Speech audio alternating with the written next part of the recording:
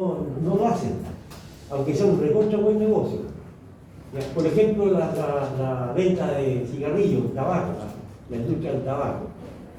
Sabemos que el tabaco es dañino y toda la cosa, pero se le hace vista gorda y el poder económico no ha permitido nunca que se suspenda la fabricación y la comercialización del tabaco, sino que simplemente opera a sabiendas que es dañino para la salud. Entonces, o la fabricación de armas. Entonces, vayan en lo moral y en lo ético. El que tiene una cierta integridad moral seguramente no va a fabricar, aunque sea muy conveniente. Acá, por ejemplo, la compañía chilena de tabaco es ni más ni menos que de propiedad de la corona británica.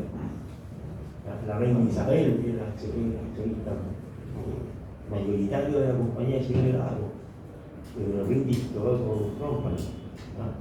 Y toda la moralidad que quisieran mostrarse, ahí está. Así que ese es lo que los aspectos legales son bien interesantes y van muy cerca de la mano de los temas éticos y morales.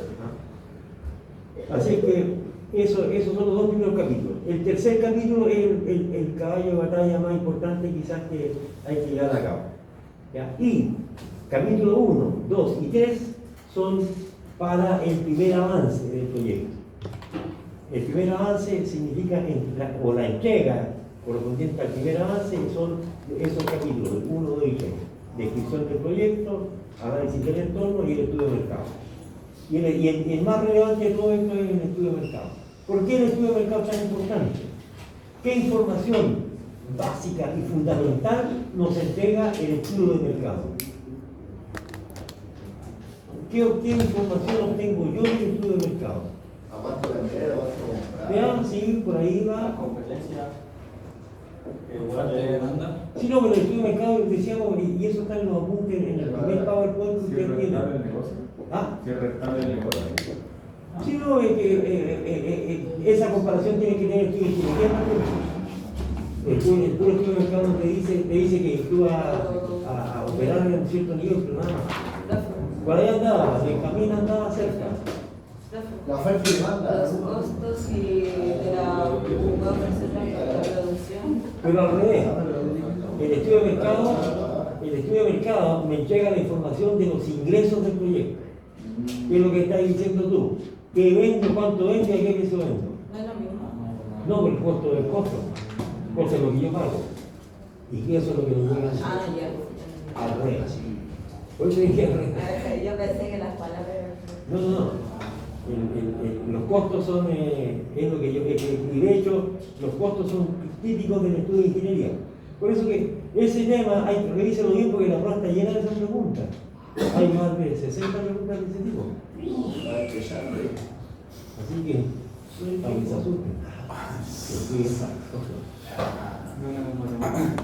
Ya. Entonces, el estudio de mercado tiene un dato básico fundamental para cualquier proyecto que son los ingresos del proyecto. Los ingresos del proyecto. Pero el estudio de mercado tiene para llegar a eso, a definir los ingresos del proyecto, tenemos muchas tareas que hacer. Y esas están en la rúbrica que vamos a usar para la entrega del primer avance, que es la segunda evaluación sumativa. ¿Ya? Y esa información se obtiene básicamente por 5 análisis dentro del estudio de mercado. El principal, o el primero, digamos, de los cosas que vamos a ver del estudio de mercado es la descripción del producto. ¿Qué producto es el que voy a vender?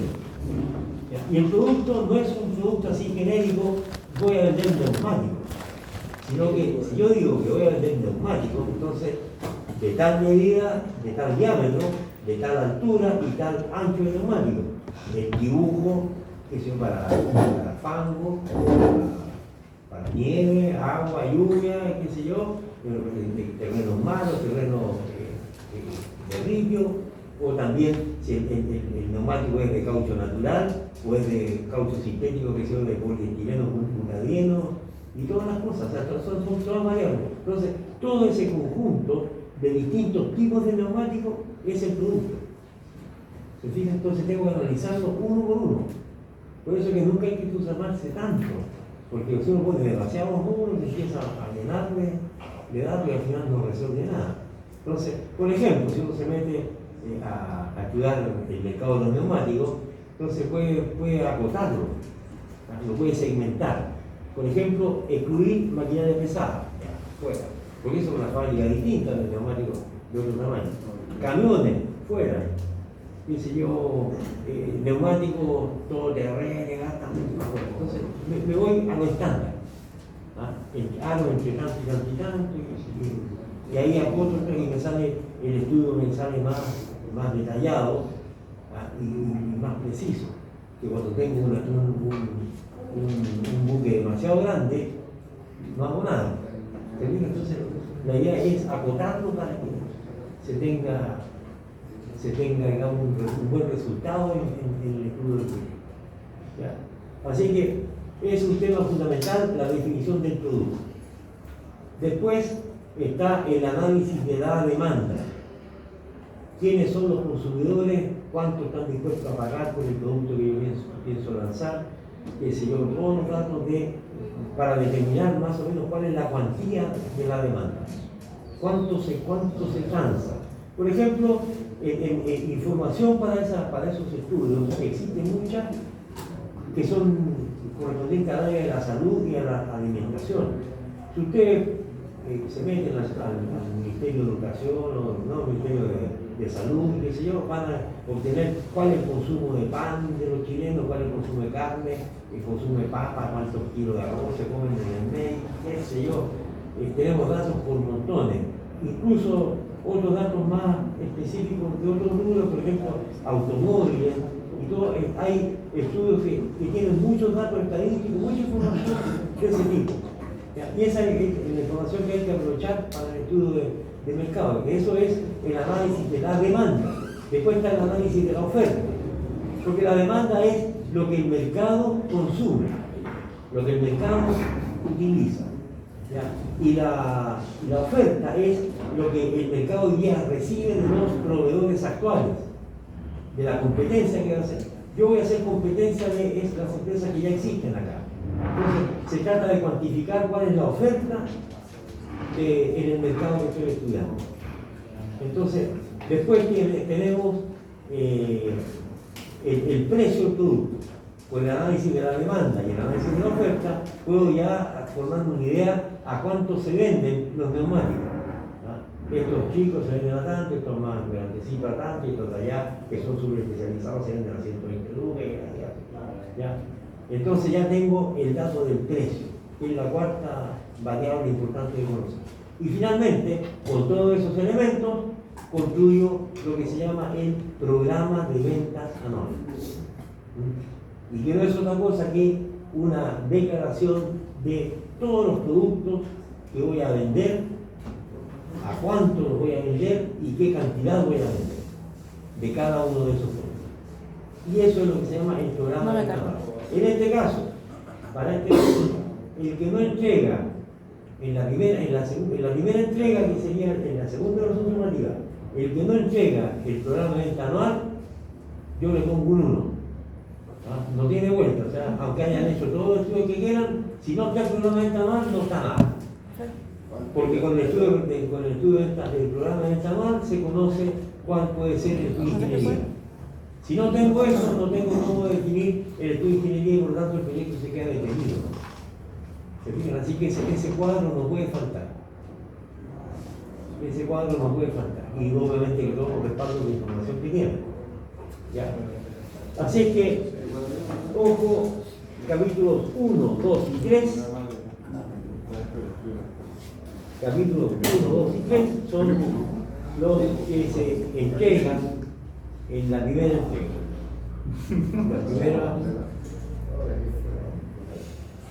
Después del estudio de mercado viene el estudio de ingeniería.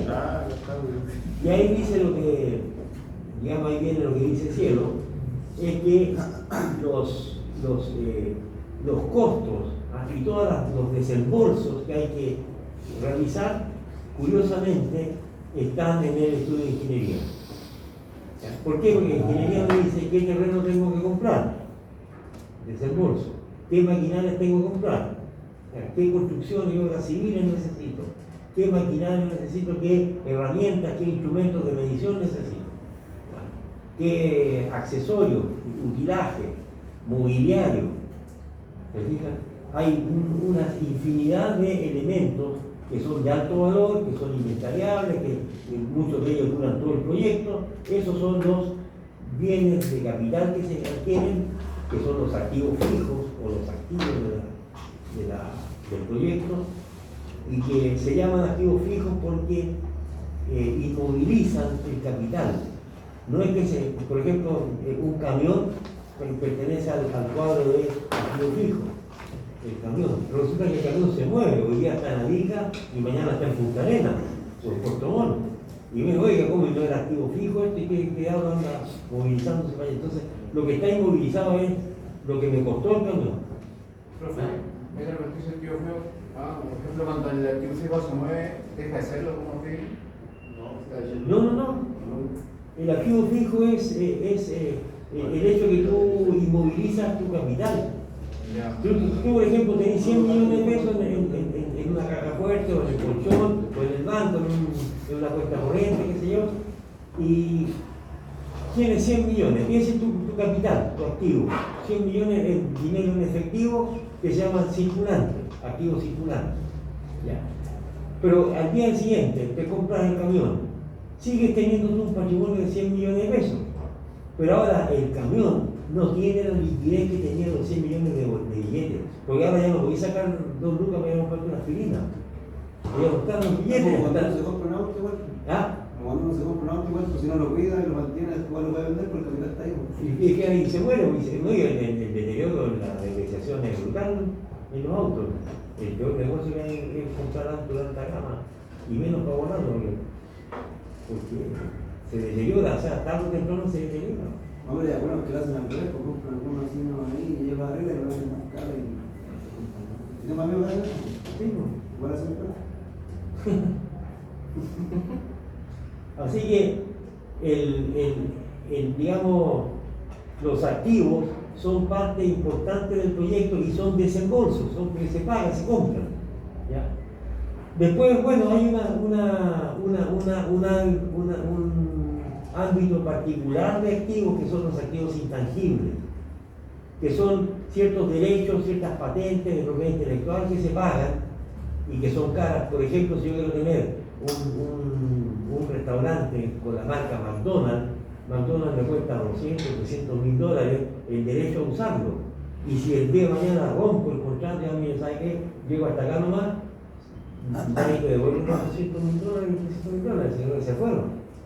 ¿Te fijas? Y entonces ese es un activo, sí, como es un activo intangible, que existe, está, pero no se toca, no es físico. No es un activo así, un material físico, sino que es un activo bastante curioso. Lo mismo podría ser un software. Los insumos igual son intangibles, ¿cierto? ¿Ah? Los insumos igual son intangibles. No, los insumos son cosas. Los insumos son costos por insumos, igual que la materia prima, que no son inversiones, no hay que confundir. Las remuneraciones y la materia prima, insumos y todos los elementos de producción son costos. Lo que son activos son las máquinas, los bienes físicos y que sirven para la producción y que la característica es que son de larga duración. Por lo menos muchos de ellos duran todo el periodo del proyecto, y mucho más todavía, porque después pasan 100 años, 120 años, 150 años y siguen trabajando las maquinitas, porque los antiguos funcionan igual. Así que esa es la cosa. El estudio de ingeniería se dedica a gastarse la plata. Toda la plata la gasta en ingeniería. Y eso va por inversiones en activos fijos y también inversiones en capital de trabajo, que también es una inversión. El capital de trabajo es un fondo que se dispone para cubrir los periodos en que el proyecto no tiene ingresos. Es decir, cuando el proyecto no tiene ingresos, alguien tiene que pagar los costos.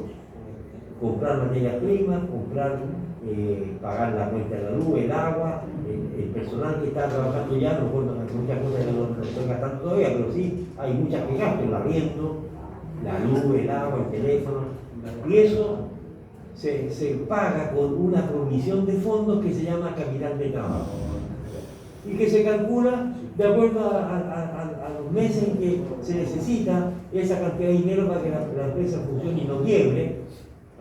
Y ese se define como capital de trabajo. Al final del proyecto el capital de trabajo se devuelve. Es un fondo que se provisiona, pero que pertenece, digamos, al mismo fondo del proyecto, al fondo de inversiones. Y también se recupera. Con la diferencia de los activos, que los activos se recupera un valor residual de ellos. O sea, si yo tengo una camioneta de 15 millones, con suerte le puedo sacar 3,5 palos a los 7 años de usarla. O 5 palos con suerte. Pero el capital de trabajo no, porque el capital de trabajo se recupera completo. Porque no tiene problemas de brazos. ¿Cómo se llama el dinero que tiene que tener uno cuando, por ejemplo, tiene un proyecto de la mina? Pero la mina igual le pide plata a uno que tiene que tener como una caja chica en caso de que uno se eche una máquina, uno tiene que pagarle el consigo. No sé cómo. Así trabajan en la mina, por ejemplo, los proyectos que hacen, uno puede estar una pega y si se llega a echar la pega, tiene que pagar al hacerlo lo que se echó. Una garantía. Una garantía. Pero eso no va a meter acá, por ejemplo. Sí, puede ser. Puede ser dentro de los costos, puede estar, pero hay que verlo porque esa es una garantía que la plata no es de la empresa, la plata es del trabajador. Eso no, una garantía así que tiene que ser, por ejemplo, si nosotros tenemos un contrato con la minería, tiene que tener eso más que garantía lo que es un seguro. Es un seguro. Yo también cuando era director en Cercotec tenía un seguro para manejar las camionetas de los vehículos del servicio. Tenía un seguro que si no tenía seguro no podía manejar. Y ese seguro ni siquiera lo pagaba la empresa, lo pagaba el trabajador, lo pagaba yo. Me descontaron todos los meses por ese concepto de seguro. Y también un seguro por el manejo de fondos, yo firmaba los cheques, qué sé yo, la inscripción, y también pagué un seguro por el manejo de fondos. Pero es un seguro, se contrata con una compañía de seguro. Y en caso de haber un siniestro, el seguro paga. ¿Entiendes? Esa es ahora eso. No le decía por otra cual, le decía en una maquinaria de equipo de forma de intervenir. No sé, por repuesto que valen cuántos millones, bajan los normal, lo quemaron. Ahí tienen que pasar la garantía. Por eso, es el seguro paga. Eso se asegura. Se asegura. Pero como digo, en el caso de las camionetas fiscales la pagan los funcionarios. Los empleados pagan el seguro, o sea, ni siquiera no tiene que ver con los costos de la empresa, sino que el trabajador paga de su remuneración, paga el seguro. Pero el rebajo, bueno, no sé cuánto será un tipo, etc. Hay empresas que han echado la vida. Hay empresas que han echado porque se han echado el equipo, algunas cosas. Y después dan la quiera por lo mismo porque quitan la garantía, claro, y se van a tirar al fondo. Pues ahí en general esos son conceptos asegurables, más que cualquier otro tipo de fórmula. Ya. Ingeniería también, como digo, tiene los activos, la compra de los equipos, las máquinas y toda esa cosa, y también tiene los costos. Entonces los costos se pueden subdividir en costos, ¿cómo se llama? En costos de producción y costos de administración. ¿Ya? Costos de producción y costos de administración. Se entiende claramente la diferencia. Los costos de administración son el pago de la remuneración del gerente, de todo el personal, del contador, de la secretaria, del ayudante, del estafeta, el mecanógrafo que está limpiando la cuestión ahí. Esa gente de administración. ¿ya? También puede haber costos de administración, por ejemplo, el aseo de las oficinas, de los locales en general, el alumbrado, y así. Hay muchos costos de administración, el papel de oficina, el de fotocopia, hay infinidad de costos. Todos esos son costos de administración. Después están los costos de producción, que son, por ejemplo, las remuneraciones de la gente que trabaja en la parte tecnológica, el tornero, esos son costos de producción, el pañolero, ayudante, el especialista eléctrico, el ingeniero, jefe de taller, toda esa gente son costos de producción. Y los gastos también respecto a las materias primas, los insumos, la energía eléctrica de la que mueve los tornos, la que mueve los taladros, todas esas son costos de producción. ¿Se entiende claramente? Costos de administración y costos de producción. Ahora, en los costos de administración hay costos que son variables y costos que son fijos. Y en los costos de producción también hay costos variables y costos fijos. Entonces, el juego está en hacer la lista completa de costos de administración, por un lado, y los costos de producción. Después, tomar la nómina, la lista de costos de administración y clasificarlos en fijos y variables. Y después los de producción en fijos y variables. Y esos datos son los que van al presupuesto de operaciones. ¿Ya? De tal modo que los costos fijos más los costos variables es igual que los costos de administración más los costos de producción. ¿Se entiende? Porque son las mismas cifras. ¿Ya? Los costos de administración más los costos de producción son iguales a la suma de costos variables más costos fijos. Porque son los mismos números, en un orden distinto. Por un lado clasifico administración y producción. Después pesco los variables de acá y los paso para allá. Los variables de acá los paso para allá. Y los fijos de acá los paso para acá, los fijos de acá para acá. Los sumos tienen que ser lo mismo. La suma global se repite. ¿Se entiende, no? Y ese es todo el tema, los desembolsos que genera ingeniería. Inversiones y los costos. ¿Se fijan? El estudio de ingeniería hay un detalle en la evaluación de proyectos que siempre pasa. El estudio de mercado es mucho más difícil de llevar a cabo, es más breve quizás que el estudio de ingeniería, pero tiene muchos recovecos porque la información del mercado es como información clasificada, que quien la tiene no la divulga ni la suelta. ¿Ya? Si uno le pregunta a un viejo, oye, esta está buena, esta empresa, ¿cuánto estáis vendiendo al mes? Las pinzas que te va a tirar chueca, seguro. No, está re mal el negocio, estamos subiendo, estamos por cerrar. Esa es la típica, nadie va a colocar información de mercado. ¿Cuáles son tus clientes? ¿Cuáles son? No, todos callados. ¿Ya? Pero entonces la dificultad de conseguir información en el estudio de mercado es más difícil que el estudio de ingeniería. ¿Por qué? Porque en el estudio de ingeniería toda la información hoy día está en Alibaba, AliExpress, qué sé yo, si uno quiere comprar una máquina usada, nueva, todo lo que sea, todo está disponible. Esa información está en libre, existe, está. ¿Se fijan?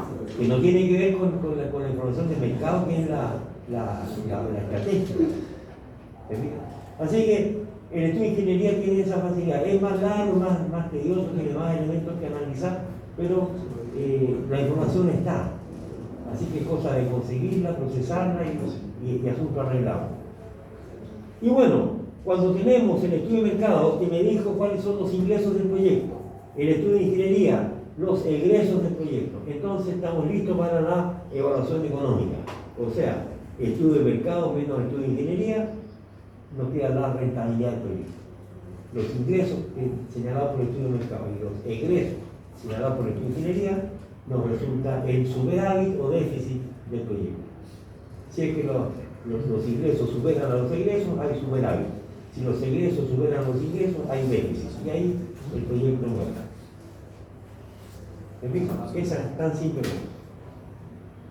Y esa es la evaluación económica, la hacemos a través de un instrumento que se llama presupuesto de operaciones, que es algo como esto.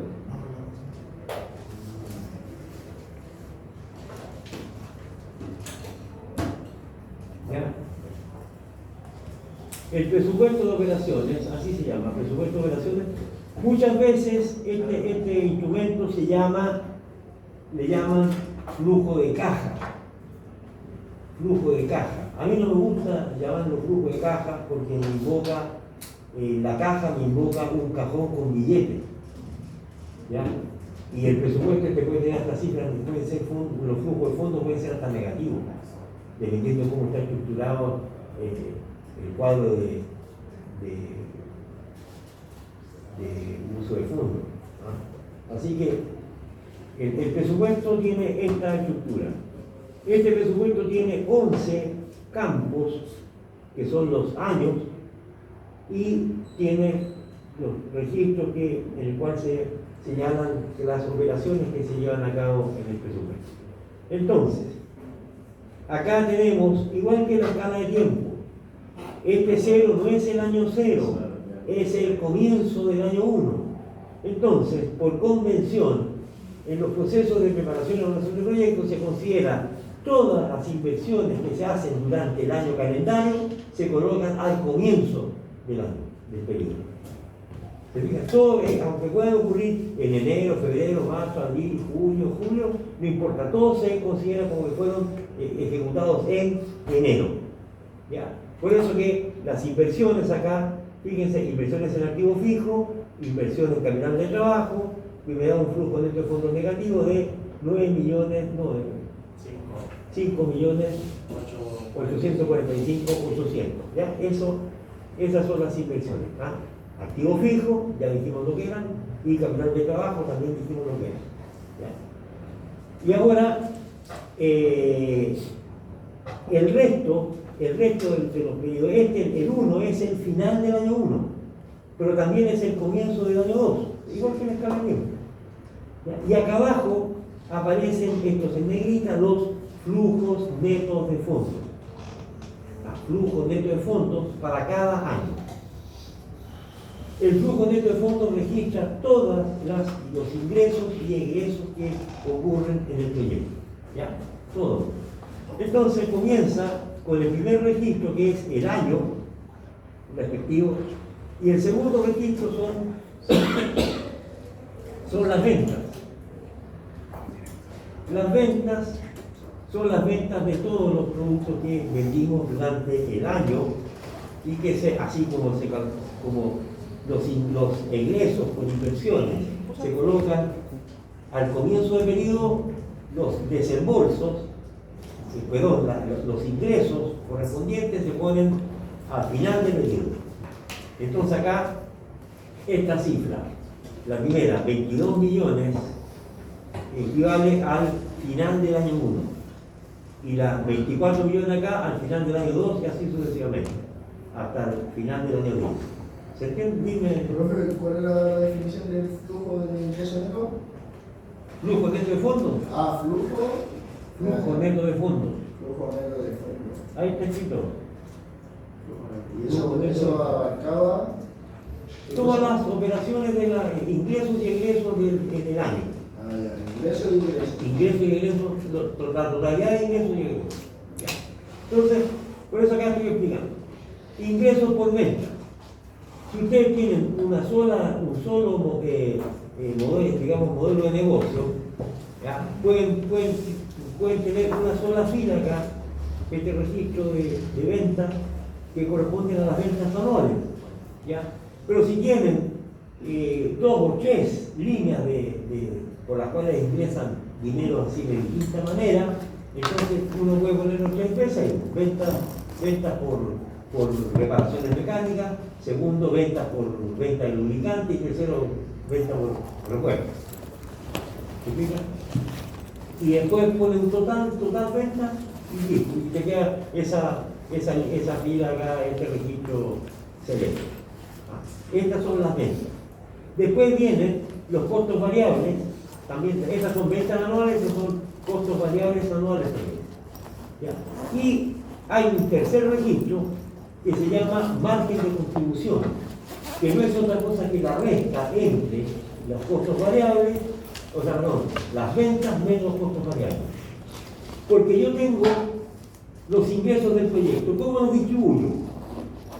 Una parte de los ingresos pago los costos variables, donde hay materia prima y todo, personal y remuneración, todo, costos variables. Después, tengo que tener también un fondo para cubrir los costos fijos y un tercer fondo para el bolsillo izquierdo, que son las utilidades. No tiene gracia que estemos trabajando plata por plata, o sea, tiene que haber. Entonces, por eso que ese concepto se llama margen de contribución. Porque yo a las ventas le resto los costos variables y me queda el margen de contribución con el cual pago los costos fijos y me quedo con la utilidad de familia. ¿Se entiende? Eso es muy lógico. Entonces, la estructura más simple del presupuesto de operaciones es de esta forma. Ventas menos costos variables, margen de contribución. Menos costos fijos y menos depreciación, me queda el resultado operacional. El resultado operacional es el fondo que me está quedando a mí por el bolsillo izquierdo. Es lo que yo voy a tener. Pero ese resultado operacional no es mío 100%. Lo tengo que compartir con el fisco. Y con la módica suma de 27% de las utilidades que obtuvo mi operación, son para papá fisco para que lo despilfarre ahí en lo que quiera. Por eso hay que hacer la empresa, hacerle fraude y eliminar la empresa. Claro. Si lo único que vale son las fuerzas armadas, ya está.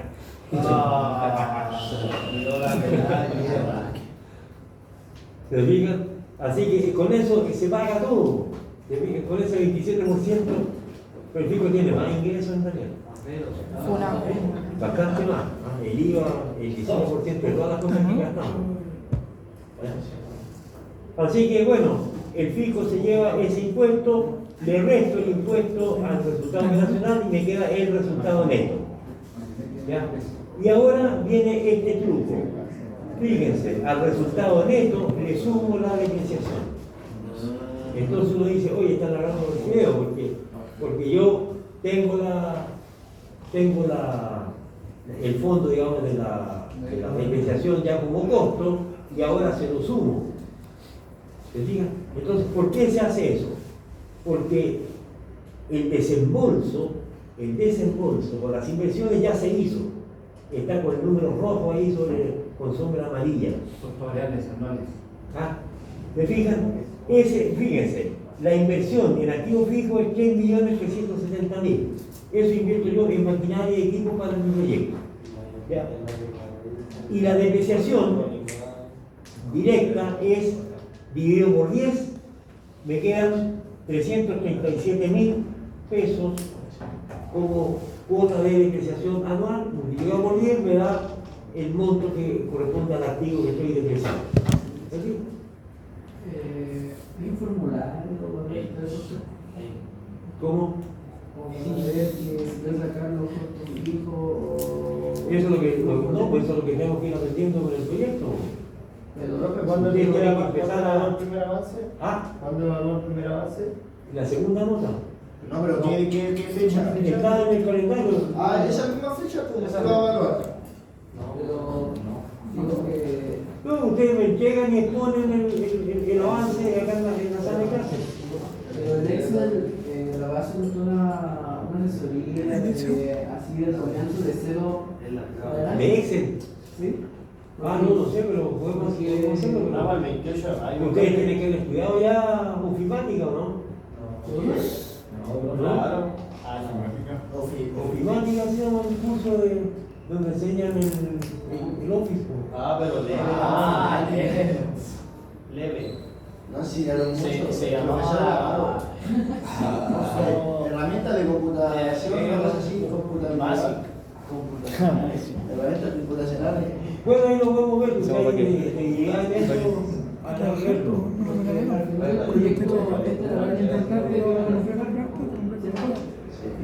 El presupuesto de operaciones se confecciona para la evaluación del proyecto. Si tú llevas al banco, por ejemplo, un tumbador de 200 páginas de proyecto, el tipo del banco pesca, saca, arranca la hoja del presupuesto de operaciones y el resto llévate. Claro, acá está la plata. Acá el tipo sabe si es o no es el proyecto capaz de pagarlo. ¿Te fijas? Entonces el tipo verifica las cifras que se compara con la garantía que tiene el solicitante de la regulación bancaria Y listo, y la cursa. Con este no hay nada más.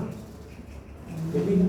Así que es importante tener conocimiento para que esto lo que vamos haciendo durante el semestre. Así que eso es lo que vamos a aprender. Yo ahora estoy mostrando, digamos, el panorama que se nos viene y que hay que estar atento a ir manejando estas cosas. Yo lo voy a subir al sistema todo esto para que empiecen desde ya a entenderlo.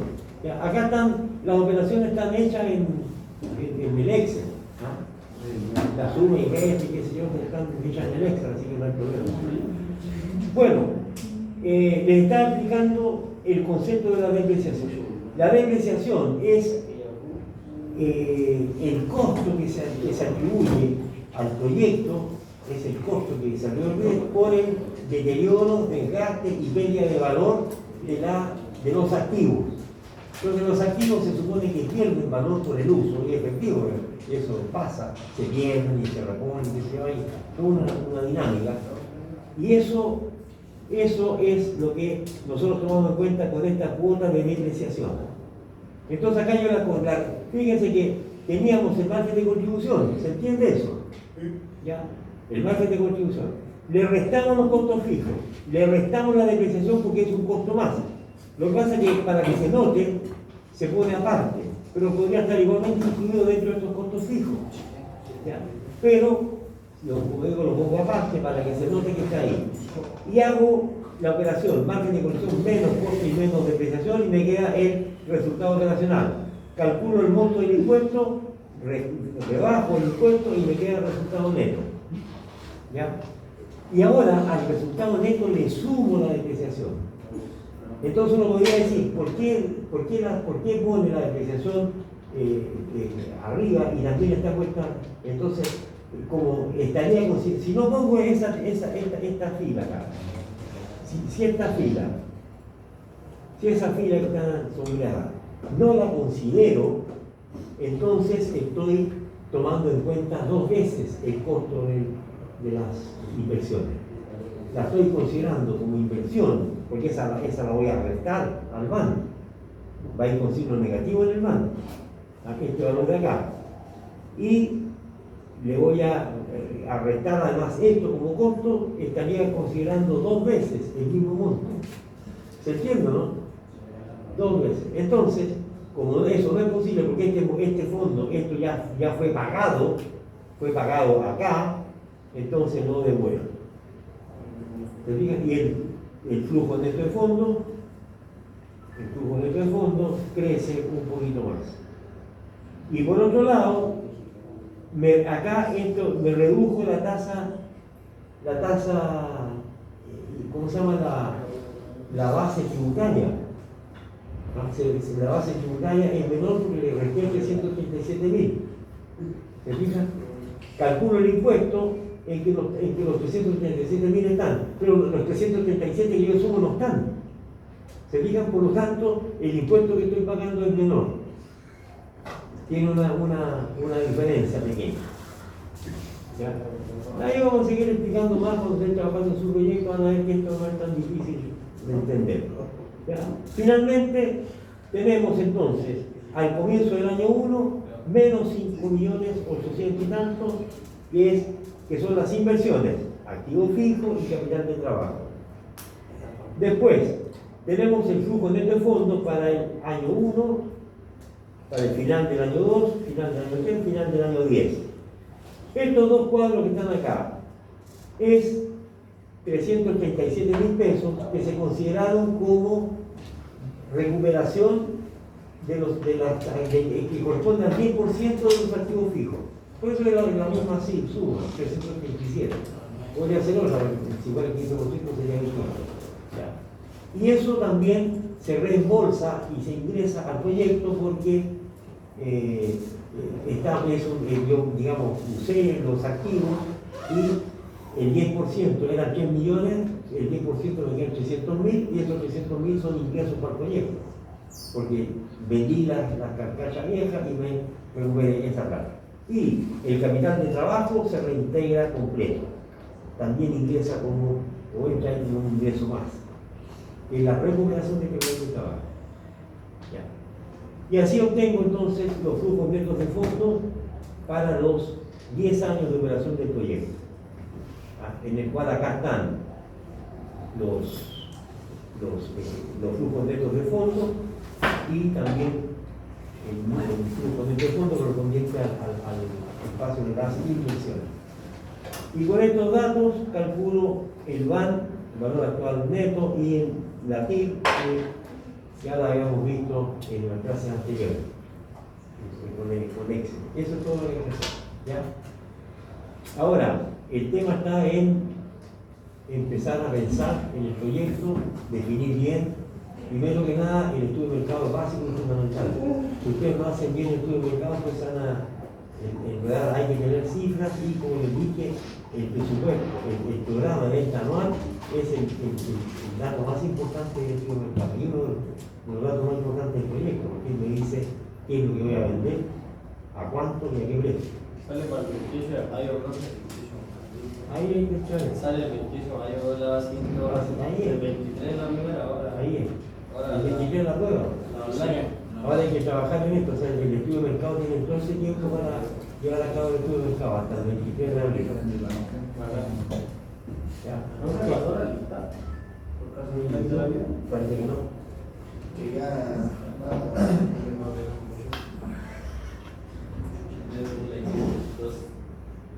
Todo lo que hace todavía, no mucho. Son las 20 horas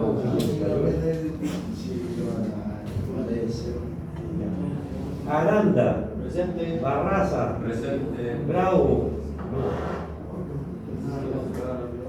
Cisternas, Presente, profe. Urihuil, Fernández, Figueroa, Jara, Jiménez, León, Miranda, Carlos Morales, Felipe Parrado, Cielo Minero, Benjamín Ramírez, Pablo Rojas, Gino Salvati, Julio Salinas, Luciano Segura, Segura no está, Jan Tapia, tampoco, Ronald Vega,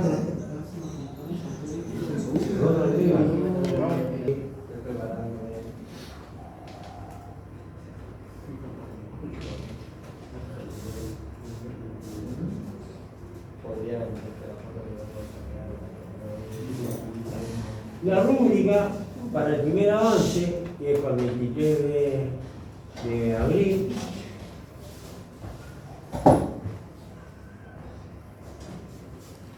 es algo más o menos parecido a esto. No, esta, hay que ver 22 de mayo. 28 de mayo. 28 de mayo. Mayonesa. Capítulo 1, descripción y definiciones del proyecto. Capítulo 2, análisis del entorno del proyecto. Y capítulo 3, estudio de mercado. Ya. En primer lugar, el nombre del proyecto. Y acá, ahí ustedes tienen lo primero que aprender. El nombre de todos los proyectos que hagamos acá debería comenzar con las palabras estudio de factibilidad.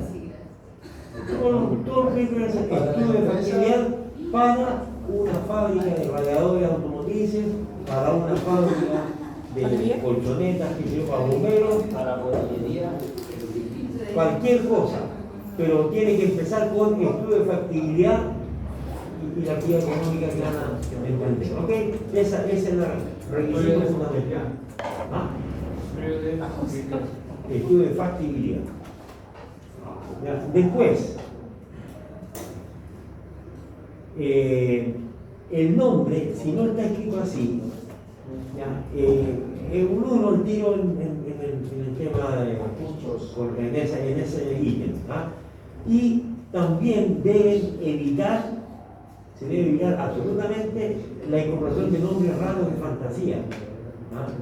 No corre, porque el proyecto, lo que estamos haciendo nosotros, estamos evaluando un proyecto que potencialmente podría generarse en una nueva unidad productiva, en caso que el proyecto rentable.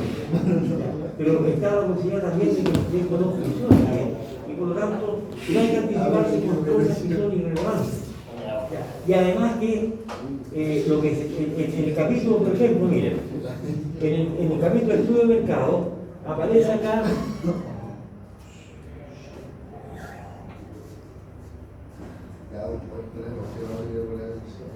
programa de venta, publicidad y promoción. ¿Ya? Ahí dice, publicidad y promoción. Entonces, eso se tiene que hacer con especialistas.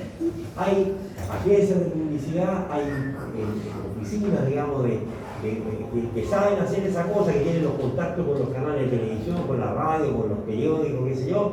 Y por lo tanto, nosotros lo que tenemos que considerar ahí es un ítem, cuánto estamos dispuestos a pagar para el proyecto por esa campaña publicitaria. Pero si se contrata, nosotros no podemos champurar ahí, vamos a usar las redes sociales, una página web, qué sé yo, no sé qué. Para que lo digan en la radio. Por eso, pero eso lo hace un publicista, un profesional o un equipo de profesionales que sabe lo que hacen. ¿Ah? Y no nosotros no vamos a poder hacer por nuestra cuenta para meter plata, luego hacemos una plata.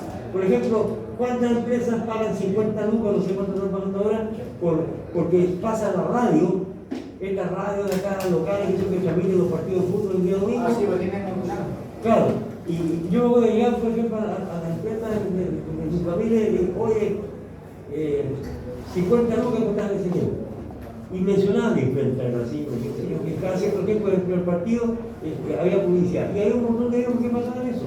Pero era en realidad cooperar con la radio porque no tenía ningún impacto en la venta ni nada. No tenía ninguna influencia en el tema. Simplemente era para cooperar, ¿no? ¿Se fija? Porque ese en un rato, digamos, que dura el partido de fútbol que se nombre, y más encima suben mal hecha porque ponen como 10 teléfonos y teléfono, y página web y qué sé yo, Chile, donde no sé cuánto, al final entra por acá y cuando igual la publicidad hay más por redes sociales. Sí, por redes sociales. por eso, no creas, o sea, igual hay otro, entonces, ¿por qué Paladero no usa las redes sociales? ¿Por qué gasta tanta plata? Por eso, pero ¿cuánto gasta la publicidad abierta? Sí, no, por supuesto. ¿Y cuánto cuesta eso? Igual en la publicidad está ese grupo No, depende